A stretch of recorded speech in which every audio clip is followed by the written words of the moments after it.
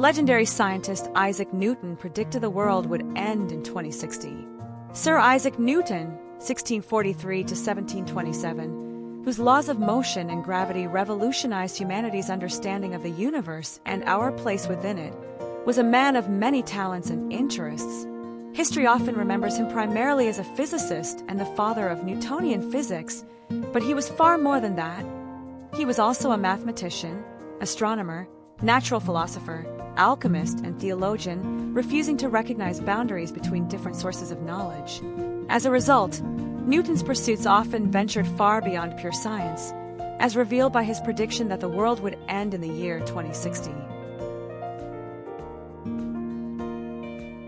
Interestingly, Newton did not produce a detailed, publishable document containing this dire warning. Instead, he scribbled his prediction on a letter slip alongside a series of mathematical calculations, showcasing how his ever-curious mind could wander into unexpected territories at any moment.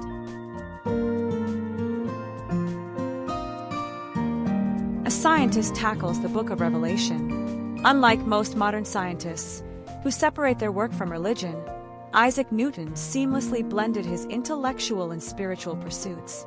He was a devout Protestant Christian who took the apocalyptic prophecies in the Book of Revelation seriously, believing that the Battle of Armageddon was an accurate, if stylized, depiction of inevitable future events. In the final chapter of the Book of Revelation, it is written that a war between the forces of good and evil will bring about the end of the world, after which God will reign supreme in a new and better era. Today, this prophecy is often associated with modern threats like nuclear war, bioweapons, terrorism, or environmental collapse. In Newton's time, people similarly speculated about the circumstances that might turn the Battle of Armageddon from prophecy into reality. Letter from Isaac Newton predicting the end of the world in 2060. Jerusalem's Hebrew University. Newton was particularly interested in determining when this final apocalypse would occur, believing that an in-depth study of the Bible was the key to uncovering this critical information. In chapter 11 of the Book of Revelation, two witnesses prophesy that the city of God will arrive in 1,260 days. Newton concluded that the number 1,260 referred to years rather than days. But when did this 1,260-year countdown begin? Based on his interpretation of Scripture, Newton determined that this period marked the abandonment of the true church and the rise of corrupted Trinitarian religions, particularly Catholicism. Newton took the rivalry between Protestantism and Catholicism, which defined his era, very seriously. Sir Isaac Newton's secret quest for the God engine. Leonardo da Vinci's notes show he understood gravity long before Newton.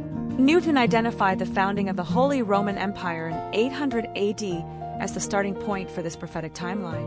Adding 1,260 years to 800 AD brings us to 2060. Writing under the alias Jehovah Sanctus Unus, Newton explained his reasoning in a 1704 letter using the language of his time. So then the times. And half a time are 42 months or 1,260 days or 3 years and a half, reckoning 12 months to a year and 30 days to a month, as was done in the calendar of the primitive year. And the days of short-lived beasts being put for the years of long-lived kingdoms, the period of 1,260 days, if dated from the complete conquest of the three kings, AC 800, will end AC 2060. It may end later, but I see no reason for its ending sooner. Given the literal and fervent religious attitudes of the early 18th century, Newton's prediction of Armageddon in the 21st century could be seen as relatively optimistic, offering comfort to those who feared the end might come during their lifetimes.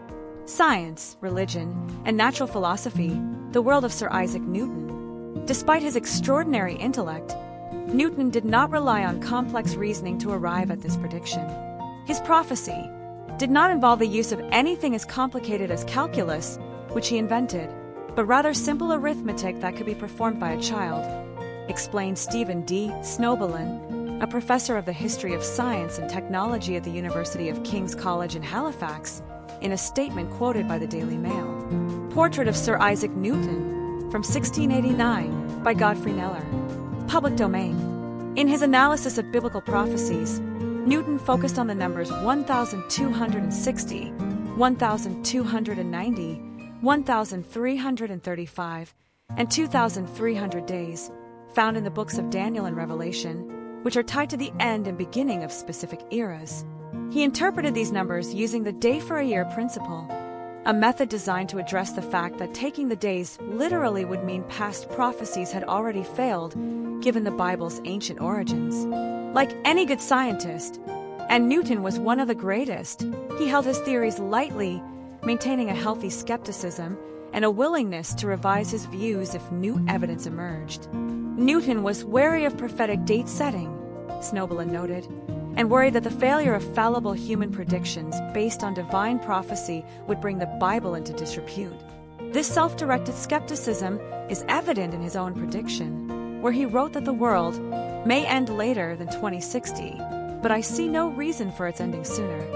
In another reference to the year 2060, Newton explained his motivation for determining the world's end. This I mention not to assert when the time of the end shall be, but to put a stop to the rash conjectures of fanciful men who are frequently predicting the time of the end, and by doing so bring the sacred prophecies into discredit as often as their predictions fail. Christ comes as a thief in the night, and it is not for us to know the times and seasons which God hath put into his own breast. Today, it may seem unusual for a scientist to be so deeply invested in biblical prophecies, but as Snoblin emphasized, Newton was not a scientist in the modern sense of that term. Instead, he was a natural philosopher. From the Middle Ages to the 18th century, natural philosophy encompassed not only the study of nature, but also the exploration of God's hand at work within it. For Sir Isaac Newton, there was no contradiction between science and religion, or even alchemy and astrology, both of which he pursued with the same seriousness as physics.